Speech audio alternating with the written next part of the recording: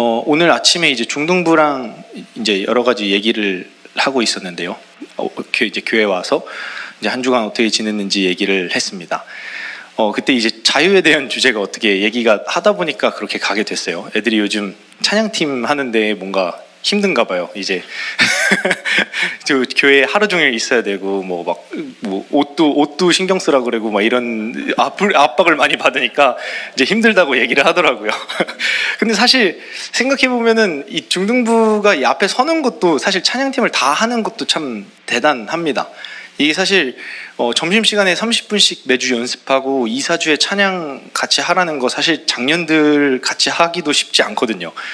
아마 작년분들도 전 노래 못합니다 하고 나가실 분들 몇 분 계실 텐데 중등부도 사실 똑같은 상황입니다. 그래서 그 노래하는 걸 원래 좋아하는 친구들도 아니고요. 그렇다고 앞에 나오는 것도 좋아하는 친구들도 아니고 그러다 보니까 그런 갈등들이 조금 있는 것 같습니다. 네, 그래서 좀 부자유하다 뭐 이런 얘기를 하더라고요. 그래서 아니 이 정도만 하는 것도 난 사실 잘하고 있다고 생각한다라고 힘을 줬습니다. 네, 애들 많이 응원해 주세요. 너무 힘들어 보이더라고요. 네, 그래서 오늘 2부 예배의 말씀을 밑에서 같이 들었거든요. 중등부 친구들이랑. 그러더니 주연 목사님 말씀을 이제 들으면서 잔소리로 사람 안 바뀝니다. 훈련으로 사람 안 바뀝니다. 그러니까 애들이 그치 막 이러 아멘 막 이러고 있더라고요. 그래서 그러더니 오은영 박사님 같아요라고.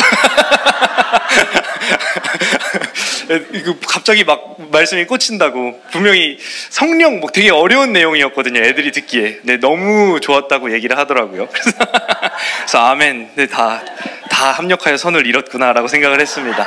그래서 애들 많이 격려해 주시면 감사하겠습니다. 네, 저희에게는 이런 자유가 있습니다. 사실 좀 부자유하게 너무 옥죄일 필요가 없습니다. 아이들 이 정도만 해도 되게 잘하고 있고요. 저는 사실 이 친구들 중학교 1학년 처음 올라왔을 때 처음 한 말이 중고등부 청년부를 거쳐보니까 하다 보면은 점점 하나둘씩 사라지더라. 그리고 마지막 잎새같이 한 놈 남은 놈이 결국에 남더라 라고 이제 얘기를 해줬었는데 가다 보면 점점 사라지는데 중3이 되도록 여기까지 서 있다는 건 참 감사한 일입니다. 네, 그래서 이 자유를 우리가 잘 이들에게 물려줬으면 하는 생각을 가지고 있습니다. 오늘 본문에 이 방금 말한 것과 같이 우리의 뭐 어떤 겉모습 혹은 행함 이런 것에 대해서 좀 부자유한 사건이 하나 있었습니다. 할례에 대한 논쟁이었는데요. 오늘 본문 말씀 안에서 이 할례에 대한 논쟁은 이 고린도 교회의 큰 이슈였습니다. 할례 받는 것이 이제 약속의 백성의 상징인데 그러면 이방인이었다가 그리스도인이 된 백성들은 할례를 받아야 되냐 말아야 되냐 이런 논쟁이 있었던 것입니다. 저희랑 좀 비슷한 것 같아요. 앞에 나오면서 뭐 저번에도 제가 말씀드렸지만 뭐 예배 올 때 슬리퍼 신으면 안 되냐, 뭐 모자 쓰면 안 되냐, 추리닝 입으면 안 되냐, 뭐 이런 외형적인 것들. 사실 할례도 어떻게 보면 그런 부분의 하나이지 않았는가 생각을 합니다. 과거에 제가 이제 신앙생활을 할 때 청년 공동체에 이제 들어갔는데 사람들이 굉장히 나이스했습니다. 굉장히 잘생긴 언니 오빠들, 누나 형들도 되게 많았고요. 네, 되게 직장에서 잘 나가고 뭐 교회 안에서도 신앙생활 열심히 하는 그건 진짜 말 그대로 모범적인 교회 언니 오빠들이 있었습니다. 그들이 항상 저한테 그랬어요. 예배 나올 때 이러면 안 된다. 예배 나올 때 이런 거 지켜야 된다. 옷 그렇게 하면 안 된다. 근데 그때 당시 저를 아시는 분들은 아시겠지만 전 멀쩡한 옷이 옷장에 없었습니다. 뭐 골라 입을 게 있어야지 골라 입죠. 네, 예찬이도 오늘 똑같은 얘기를 하더라고요. 저는 옷이 없는데 그럼 어떻게 해요? 막 이런 얘기를 하더라고요. 네, 근데 사실 중요한 문제가 아니었거든요. 근데 그 사람들을 계속 만나다 보니까 되게 멋있고 신앙생활을 되게 뜨겁게 하는 사람들이다 생각을 했는데 사석에서 만나면 결국에 삶에 대한 염려도 똑같고 질문도 똑같고 나와 같은 사람들이구나 이런 모습을 발견하게 됐습니다.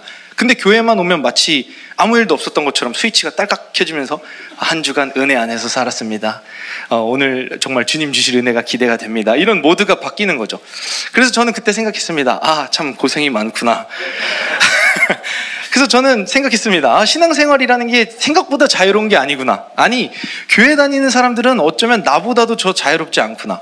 나는 진짜 자유로운데 좀만 더 자유로웠다가는 자연과 하나가 될 것 같은데 이런 생각을 했습니다. 지금 생각하면 그렇습니다. 그리스도인들에게 분명히 자유함이 주어졌는데 왜 자유롭게 신앙생활을 하지 못할까? 그럼 예수 믿고 주어지는 자유는 무엇일까? 라는 것입니다. 오늘 본문의 상황의 질문을 따라보면 이렇습니다. 할례받은 백성의 모양을 갖춰야만 하는 걸까? 왜 교회는 그런 전형적인 모양, 그런 모습들을 갖춰야만 하는 걸까? 이게 진짜 자유인가? 라는 것입니다. 사실 결론부터 말씀드리면 우리는 모든 이 종교와 모양과 전통과 법에서부터 자유합니다. 바울은 이 문제에 대해서 이렇게 솔루션을 제시합니다. 고린도전서 7장 19절입니다. 함께 읽겠습니다. 할례 받는 것도 아무것도 아니요 할례 받지 아니하는 것도 아무것도 아니로되 라고 얘기합니다. 아무것도 아니다 라고 얘기해요. 비슷한 문제가 또 있었습니다. 고린도 교회에 우상에게 바쳐진 제물을 먹는 문제였어요. 이걸 먹어야 되냐 말아야 되냐 라고 얘기했을 때 바울은 또 이렇게 이야기를 합니다. 함께 읽겠습니다. 그러므로 우상의 제물을 먹는 일에 대하여는 우리가 우상은 세상에 아무것도 아니며 하나님은 한 분밖에 없는 줄 아노라. 네, 우상에게 바쳐진 제물을 먹지 말라고 한 뜻은 오직 여호와 하나님만 하나님 되신다라는 것, 주님 되시는 것을 알라라고 주신 명령이었습니다.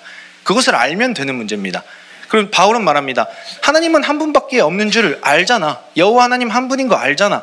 그럼 그 먹고 안 먹고가 무슨 문제가 돼? 그걸 알려고 주신 건데 그거 알면 되는 문제 아니냐? 우상은 세상에 아무것도 아닌 줄 너희가 알지 않느냐? 라고 이야기하는 것입니다. 이것은 별로 중요한 문제가 아니라는 것입니다. 율법을 지켜서 의로워지는 것, 종교적인 모양을 유지하는 것, 그렇게 사람을 종교적인 형태로 만들어내는 것은 신앙생활에 있어서 그렇게 중요한 문제가 아닙니다. 바울은 오늘 본문에서 이렇게 얘기합니다. 함께 읽겠습니다. 오직 주께서 각 사람에게 나눠주신 대로 하나님이 각 사람을 부르신 그대로 행하라. 내가 모든 교회에서 이와 같이 명하노라. 아멘. 하나님이 부르신 그대로 행하라 라고 이야기합니다. 한 사람마다 부르심이 다 다릅니다. 유대인에게는 그 나름의 부르심이 있고요, 이방인에게는 그 나름의 부르심이 있었습니다. 우리 모두가 그런 전형적인 모습으로 종교인이 될 필요가 없다라는 말입니다. 우리는 오히려 너무 깨끗해져서 쓰기 불편할 정도로 나이스해질 필요가 없습니다. 교회는 너무 깨끗해서 내가 발 디디면 더러워질 것 같은데 라는 분위기를 만들어서는 안 됩니다. 교회는 오히려 너도 나도 와서 하나님의 말씀 안에서 쉼과 편안함을 느끼는 곳입니다. 그게 교회의 존재의 목적입니다. 하나님은 공장장이 아닙니다. 하나님은 우리를 다 똑같은 모습으로 만들지 않았습니다. 예수를 믿게 되면 다 똑같은 모습으로 변하지 않았어요. 베드로도 그 신앙의 모습이 달랐고요, 바울도 달랐고요, 요한도 달랐습니다. 그들의 언행도 달랐고요, 그들의 모습도 달랐고 성격도 달랐습니다. 우리 각각의 부르심대로 그 쓰임에 맞는 목적대로 하나님은 우리를 부르셨다라는 것입니다. 그리고 하물며 이방인 가운데서, 그 이방인 성도 가운데서 할례 받은 자, 특별한 사람, 나는 할례 받은 백성이야 라는 모습으로 살아가는 것은 전혀 예수의 모습이 아니었습니다. 예수님의 삶은 어땠습니까? 죄인들과 어울리셨고요, 가난한 자들과 어울리셨고 애통한 자들을 함께 하셨습니다. 뿐만 아니라 하나님은 각 사람의 고유한 성질을 파괴하지 않으셨습니다. 오히려 각 사람의 고유함이 하나님의 일에 사용되게끔 하시는 것이 하나님의 구원의 방법이었습니다. 고린도전서 1장 26절에서 27절을 함께 읽겠습니다. 형제들아 너희의 부르심을 보라.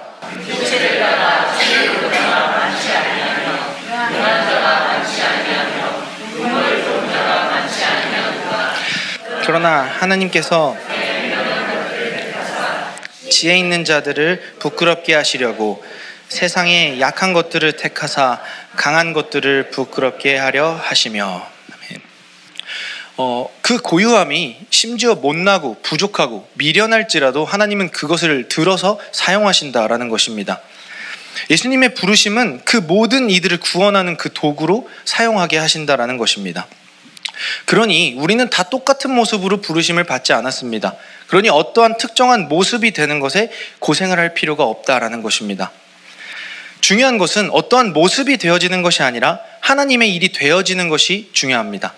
말씀에 따르면요, 지혜 있는 자들을 부끄럽게 하시고 강한 것들을 부끄럽게 하시는 그 복음이 전파되는 것, 하나님의 일이 드러나는 것, 하나님이 주님 되시고 우리는 그 백성이 되는 일이 드러나시는 것, 이 일이 더 중요하다라고 이야기하는 것입니다. 제가 있던 그 공동체에는 나이스하고 멋진 언니 오빠들이 참 많았습니다. 그러나 그들 가운데 일어나는 일은 서로 좋아하고 서로 뭐 여행 다니고 혹은 뭐 볼링 치러 다니고 이러한 일들 뿐이었어요. 우리 청년부는요, 나이스합니다. 나름대로. 예, 전형적이진 않아요. 그러나 나이스합니다.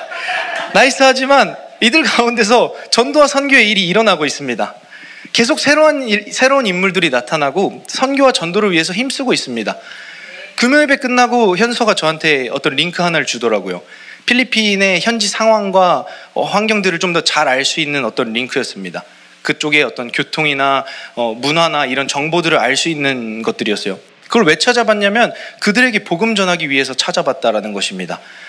이런 일들이 청년 공동체 안에 일어나고 있습니다. 그러니 중요한 것은 할례가 아니라 그런 어떤 전형적인 모습이 아니라 하나님의 일이 되어지는가, 그 복음이 흘러가는 일이 이 공동체 내에서 발생하고 있는가, 이것이 더 중요한 것입니다. 예수님은 말씀합니다. 마태복음 15장 3절입니다. 너희는 어찌하여 너희 전통으로 하나님의 계명을 범하느냐라고 이야기하십니다. 여기서 말하는 전통은 하나님의 계명을 그들의 방식대로 덧붙여서 지키던 규범이었습니다. 정확히 말하면 하나님의 계명을 오해해서 생긴 여러 가지 규범들이에요. 전통은 계명의 의미를 몰랐기 때문에 생겨난 것입니다. 할례도 마찬가지였죠. 태어난 지 8일 만에 받는 것이 할례였습니다. 그것은 그 일 자체가 의미가 있는 것이 아니라 하나님께서 어떤 메시지를 숨겨놓았고 그 의미가 더 중요한 일이었습니다. 그런데 다 큰 이방인들이 와가지고 할례를 받는 일이 뭐가 중요합니까? 그냥 복용수술이죠. 그거는 그 할례 받는 일이 그렇게 중요한 일이 아니다라는 거예요. 의미를 알려줘야죠. 마음의 할례를 받는 일을 알려주어야 합니다. 교회는 어떠한 행동을 교정시키는 공간이 아닙니다. 교회는 교회라는 사회에 맞게 사람을 길러내는 교육기관이 아닙니다. 교회는 하나님의 말씀이 울리고 흘러가는 곳입니다. 하나님은 부족한 우리를 통해서, 그 부르심을 통해서 말씀하시고 일하고 계십니다. 우리가 잘하지 않아도, 우리가 똑똑하지 않아도, 대단하지 않아도 그 미련한 것들을 택해서 복음의 일에 사용하십니다.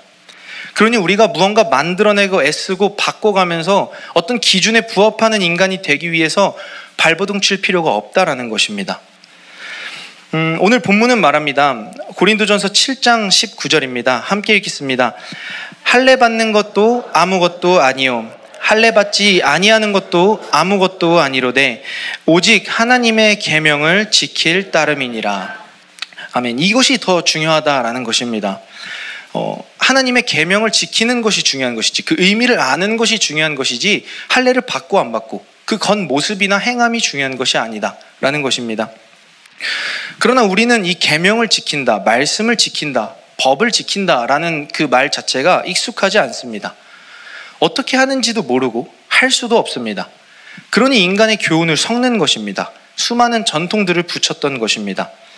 그래서 이 전통을 붙였다라는 말은 그들이 이 법을 지킬 수 없다라는 것을 잘 보여주는 말입니다.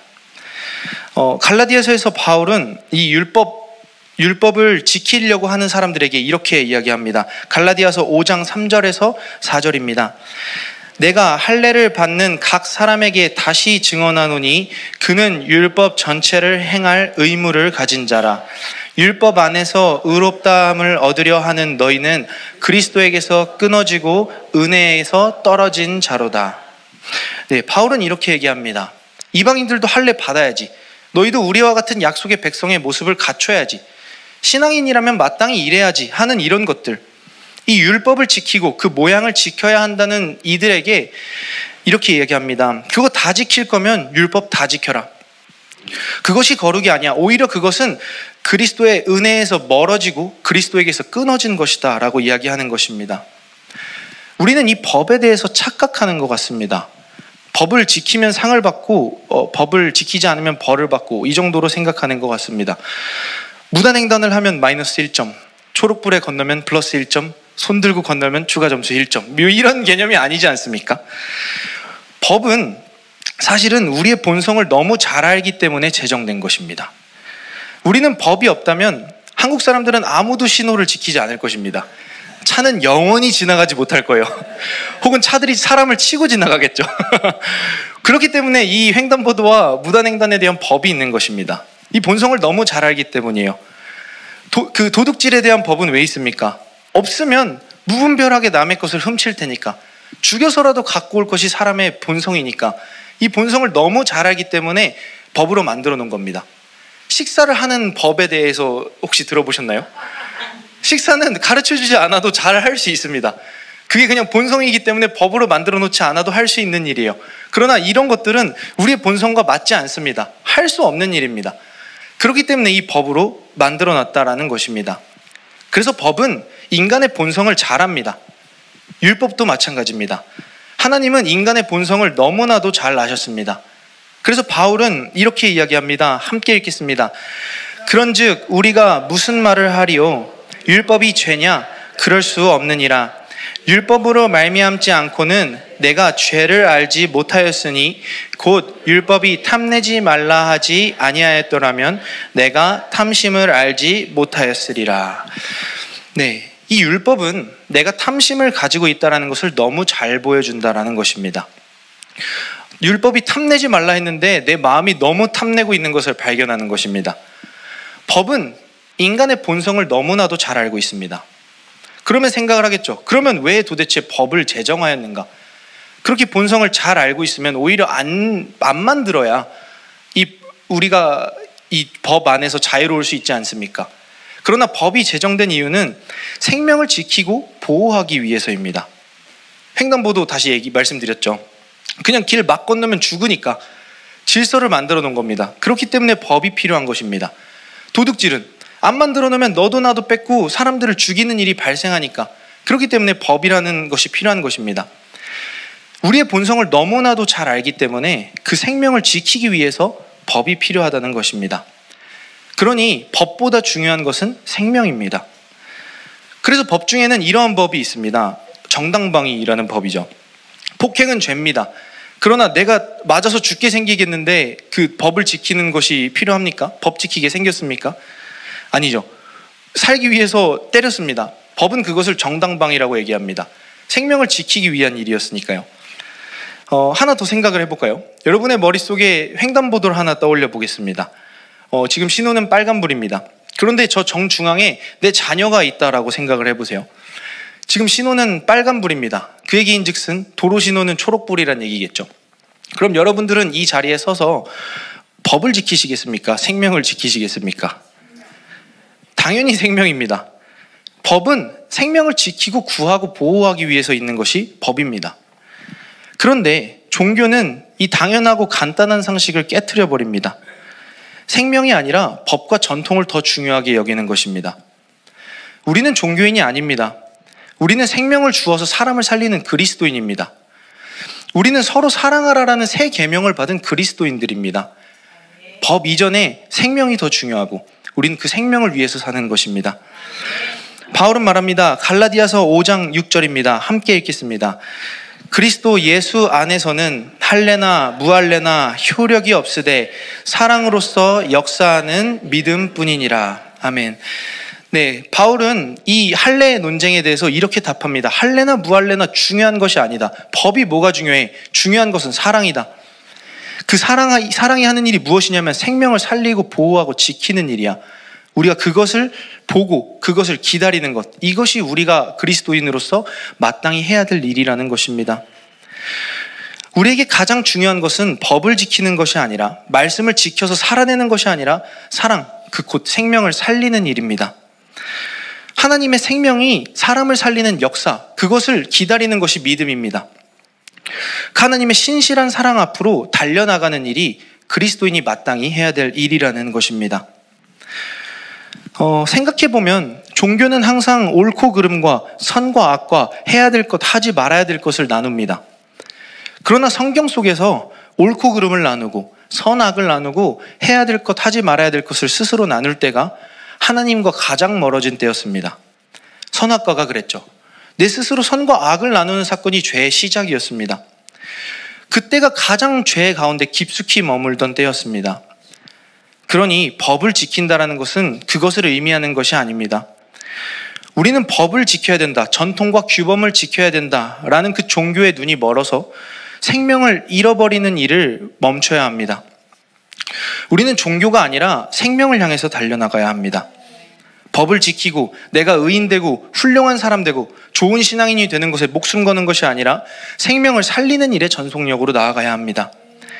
생명보다 법을 먼저 지키는 것이 아니라 법 이전에 생명이 있었다는 것을 우리는 기억해야 합니다.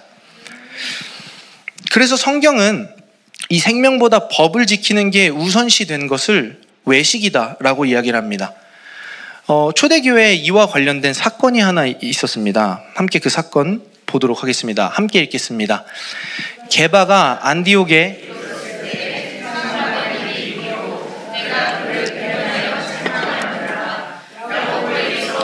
어떤 이들이 이르기 전에 게바가 이방인과 함께 먹다가 그들이 오매 그가 할례자들을 두려워하여 떠나 물러가매 남은 유대인들도 그와 같이 외식함으로 바나바도 그들의 외식에 유혹되었느니라.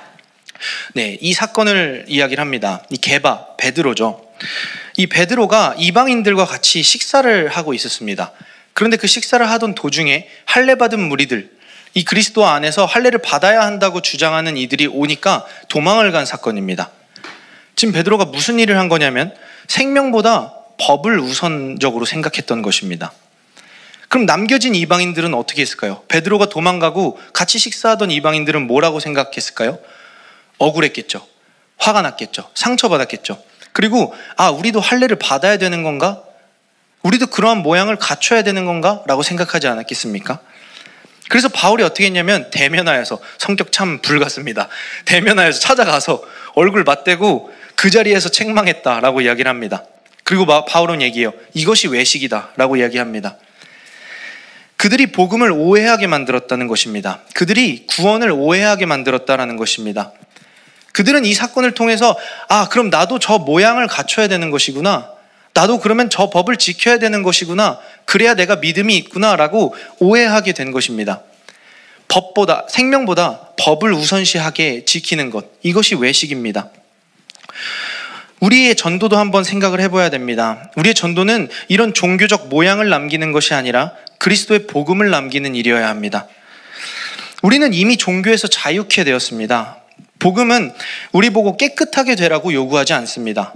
너는 할 수 없으니 그리스도의 보혈 앞으로 나아오라고 이야기합니다. 우리 찬양하지 않습니까? 자격 없는 내 힘이 아닌 오직 예수님의 보혈로.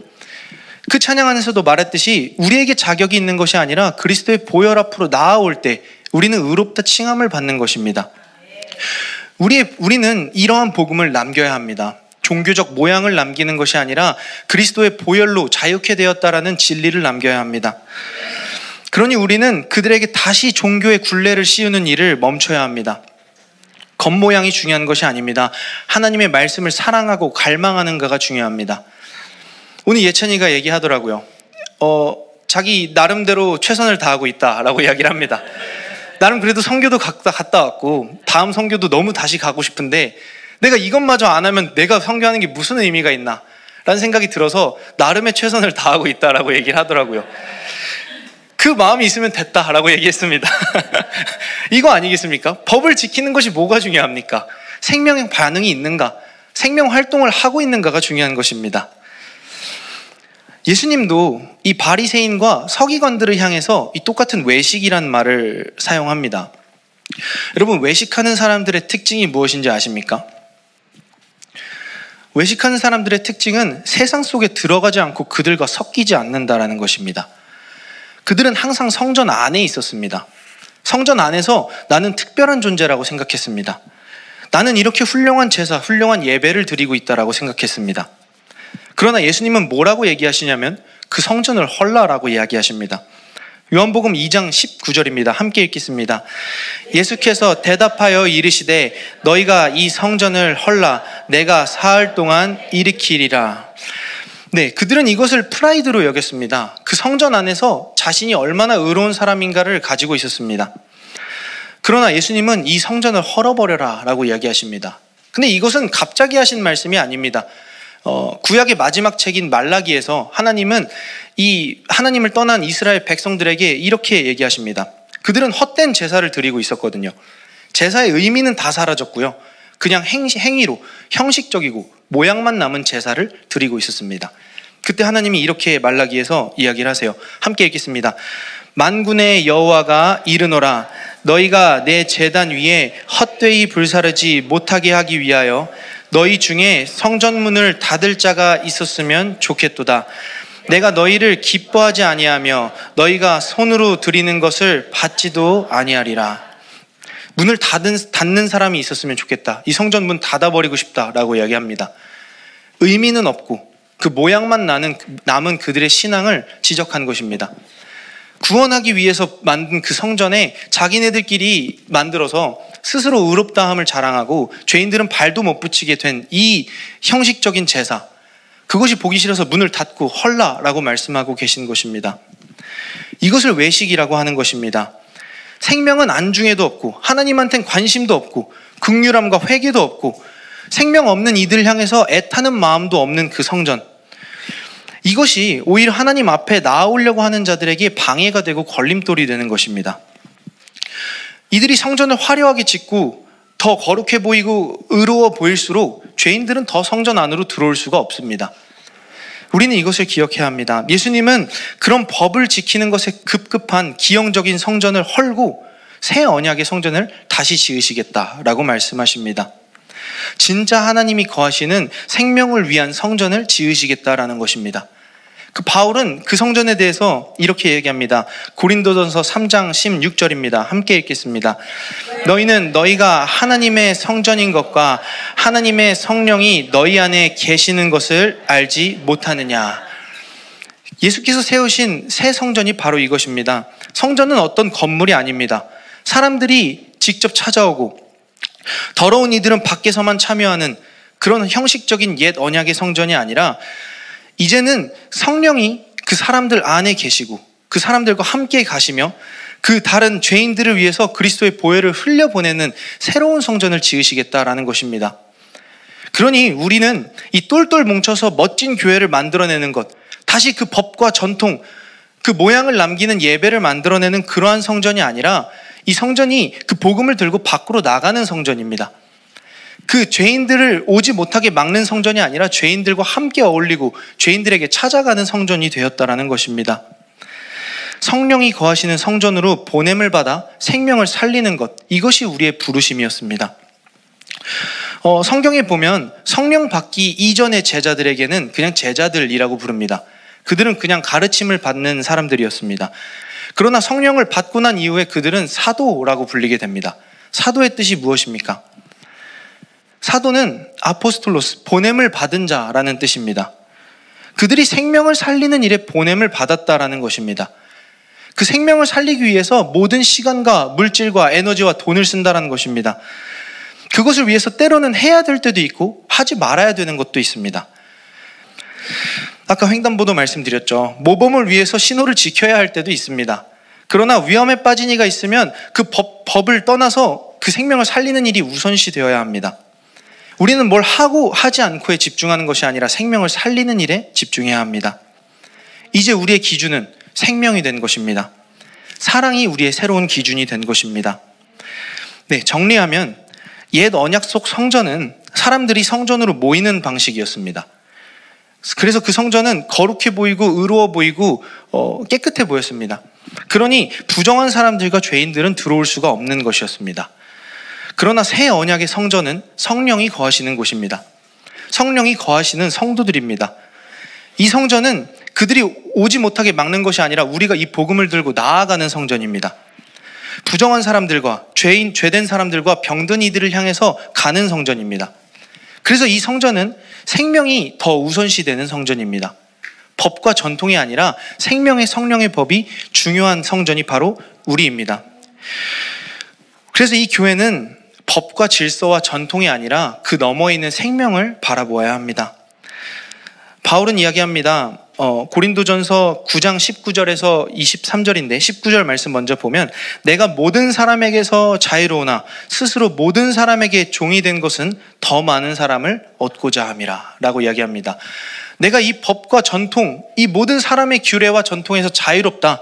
그러나 내가 가장 우선시 여기는 건 무엇이냐면 더 많은 사람을 얻고자 합니다. 이제는 나는 새 언약의 성전이야.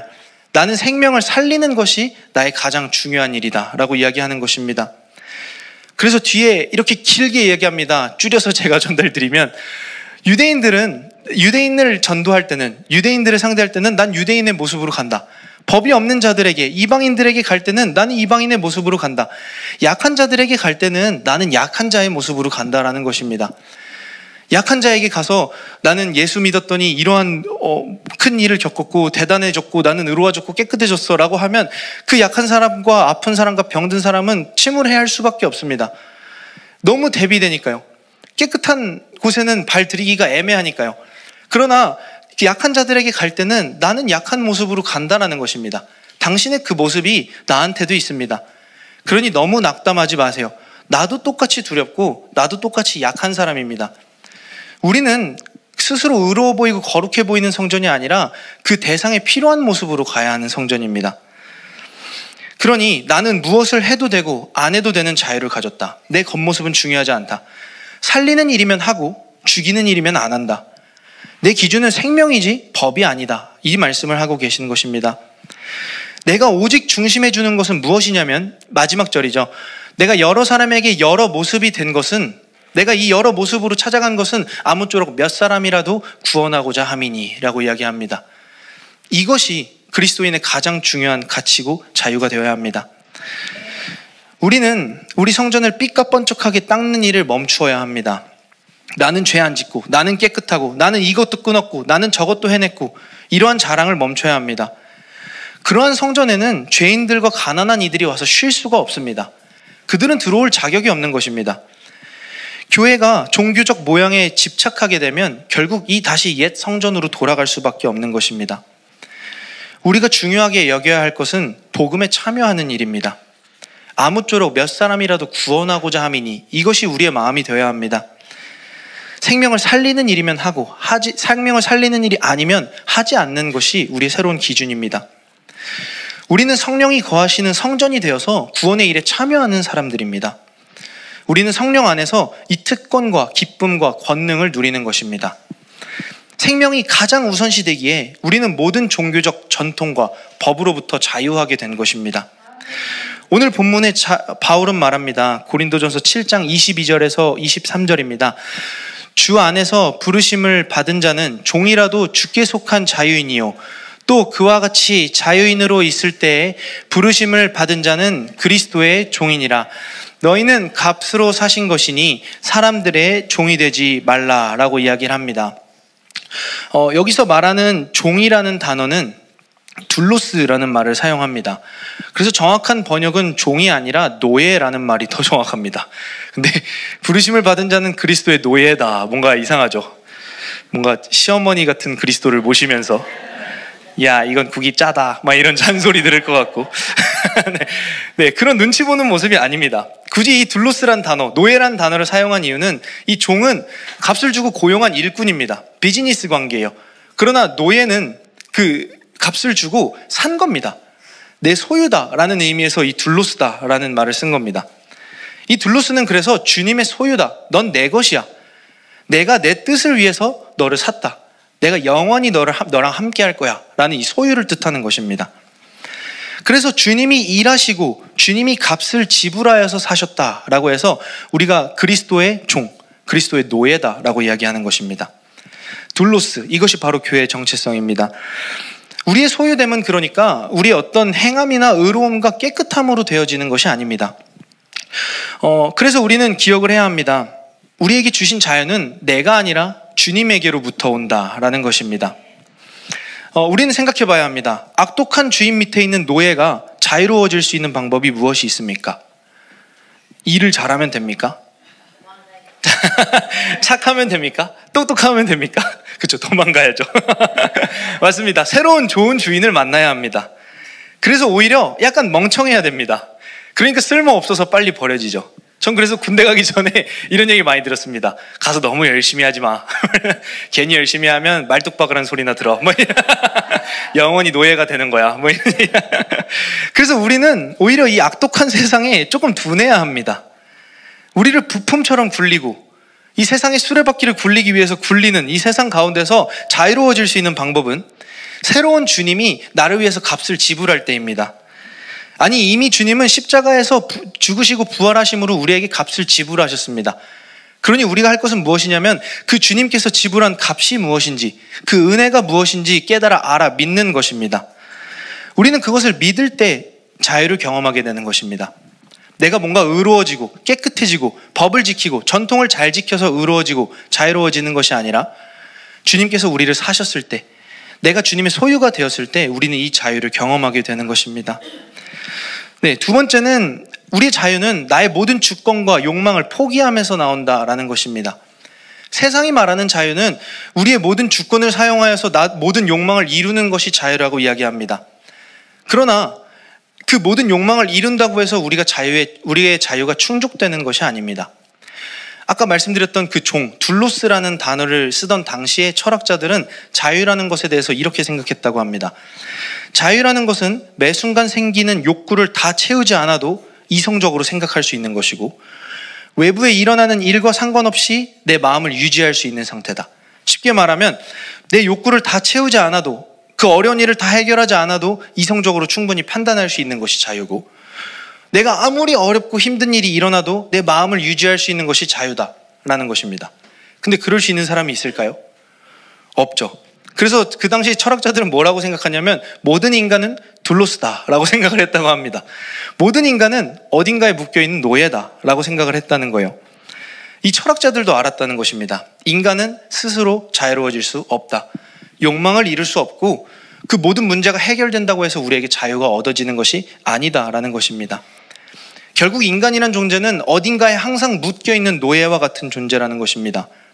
돈과 권력과 사회적 위치와 여러 중독에 매이지 않으면 살 수 없는 존재가 인간이다라는 것입니다. 우리 안에 이 종교심들, 이것은 바로 우리가 노예라는 것을 아주 잘 보여줍니다. 생명과 상관없이 내가 어떤 대단한 일을 이루길 원합니다. 그리고 결국 하나님마저 내 원함과 소원을 위해서 사용합니다. 완벽하고 깨끗해지고 싶어 합니다. 이 노예 중에서 가장 꼭대기가 되고 싶은 마음을 가지고 있습니다. 우리는 노예라는 것입니다. 그래서 오늘 본문에 나온 그리스도의 노예가 된다라는 그 표현은 인간의 이런 마음과 정반대의 마음을 이야기하는 것입니다. 나는 더 이상 이 부품으로, 지긋지긋한 인생으로 더 이상 이런 노예로 살아갈 수가 없다. 내 욕망을 이루기 위해서 사는 이 인생이 너무 피곤하고 지치고 힘들다. 나는 이 노예로 사는 모든 삶을 그만하고 싶다. 이 마음에서 오는 마음이 그리스도의 종이 된다라는 마음입니다. 그러니 나를 노예로 살게 했던 모든 주도권과 모든 자아의 욕망과 꿈을 포기하고 그리스도의 뜻과 목적을 위해서 살고 싶다라는 마음이 그리스도의 노예가 된다라는 표현입니다. 성경은 역설적이게도 이것을 자유라고 이야기합니다. 그간에 우리가 아무리 욕망을 이뤄도 얻지 못했던 그 자유를 욕망을 포기함으로 얻을 수 있게 되는 것입니다. 그리스도를 위해서 살게 되는 것, 이것이 성경에게 우리에게 말씀하는 자유입니다. 마지막으로 자유는 생명을 향한 속박에서 주어진다라는 것입니다. 이 둘로스라는 말의 어원은 데오라는 묵다, 메이다라는 말에서 온 말입니다. 성경에선 이렇게 사용해요. 로마서 7장 2절에 남편이 있는 여인이 그 남편 생전에는 법으로 그에게 매인 바 되었다라고 할 때 이 데오, 묶였다라는 것입니다. 그러니 과거에는 이 아내가 남편한테 결혼한다라는 것은 아내가 남편의 둘로스, 종이 된다, 노예가 된다라는 표현입니다. 근데 오늘날은 사실 서로가 서로에게 종이 되는 거죠. 서로가 서로에게 둘로스, 노예가 된다라고 할 수 있을 것 같습니다. 그래서 결혼은 나라는 개인의 주권과 뜻, 욕망과 꿈이 꺾이게 되는 과정입니다. 굉장히 자유하죠. 유부남들 동의하십니까? 빨리 고개를 끄덕이셔야 돼요, 여러분. 뒤에서 다 쳐다보고 있습니다. 결혼은 이 개인의 주권과 뜻과 욕망과 꿈이 꺾이는 것인데 이것은 굉장히 자유한 일입니다. 네. 사실 이것은 어떤 이미지죠. 왜냐면 아까 말씀드렸듯이 우리가 아무리 내 개인의 욕망과 자유를 위해서 살아도 만족이 없었습니다. 자유를 누리지 못했습니다. 그런데 내가 그 남편 대신 이를 만나서 내 모든 욕망과 자유가 꺾이게 되는 것이 자유하다라는 것입니다. 그래서 그리스도와 결혼하는 것을 이야기하는 것입니다. 그래서 오직 나밖에 모르던 이가, 나만 사랑하던 이가, 나를 사랑하는 것에 너무 지치고 힘든 이가, 나를 숭배하는 노예였던 이가 새로운 남편을 만나서 자유를 얻게 된다라는 것입니다. 거기에 플러스로 그 둘 안에서 생명이 탄생하면 서로가 비로소 왜 서로의 종이 되었는지를 이해하게 됩니다. 둘만 있을 때는 계속 그냥 싸우기만 합니다. 언제까지 왜 맞춰야 되는 거야 우리 둘이. 그러나 우리 둘이 맞추고 같이 사랑해야 했던 이유는 이 생명을 위해서입니다. 태어나는 아이와 자녀를 위해서죠. 이 생명이라는 것을 위해서 서로가 서로에게 매이는 것입니다. 서로가 서로의 생명을 내어주는 것입니다. 이 생명을 위해서 나의 원함과 비전은 중요한 일이 아니게 되는 것입니다. 이것이 결혼 안에서 생명이 주어짐으로 인해서 얻는 자유입니다. 그래서 이 생명을 키우다 보면 이런 생각을 합니다. 내 모든 선 지식이 무너집니다. 아무리 아기에 대해서 많이 공부하면 뭐합니까? 실전은 다릅니다. 내가 알긴 뭘 합니까? 생명은 내가 아는 대로 자라지 않습니다. 분명히 아긴 잔다 그랬는데, 잠만 잔다 그랬는데, 똥만 싼다 그랬는데 왜 이상한 짓을 하지? 생명은 내가 아는 대로 자라지 않습니다. 내 생각을 점점 포기하게 합니다. 그저 내가 할 수 있는 일은 감탄하고 내 모든 물질과 시간과 힘을 그 아이에게 쏟는 것입니다. 생명을 위해서 쏟는 것입니다. 그래서 주님이 주신 자유는 무엇이냐면 더 이상 내가 나를 사랑하는 그 지긋지긋한 삶에서 벗어나게 해주셨다라는 것입니다. 그리고 다시 남편 대신 주님께 돌아갈 수 있는 자유, 그리고 그 안에서 생명이라는 가치를 발견할 수 있는 자유, 이 생명에 묶인 삶이 된다라는 것입니다. 이전에 나에게는 죄에 대한 자유밖에 없었습니다. 죄를 사랑할 수 있는, 나를 사랑할 자유밖에 없었습니다. 그러나 이제 내가 사랑할 대상이 생겼습니다. 나의 남편이 생긴 것입니다. 이전엔 나밖에 사랑할 줄 몰랐습니다. 남편을 사랑하는 일이 서툴렀습니다. 그러나 남편을 알면 알수록 이 사랑이 얼마나 큰지 깨닫게 되는 것입니다. 그리고 그 자녀, 그 생명을 봤을 때 내가 이 생명을 위해서 모든 것을 포기할 정도로 이 생명이 귀하고 가치 있게 여겨지는 것입니다. 그래서 자유는 한마디로 말하면 주님의 생명을 향해서 나아갈 수 있는 자유를 우리는 얻었다라고 할 수 있는 것입니다. 이 자유를 우리에게 주신 것입니다. 오늘 본문 말씀 읽고 정리하고 마치도록 하겠습니다. 고린도전서 7장 23절에서 24절입니다. 함께 읽겠습니다.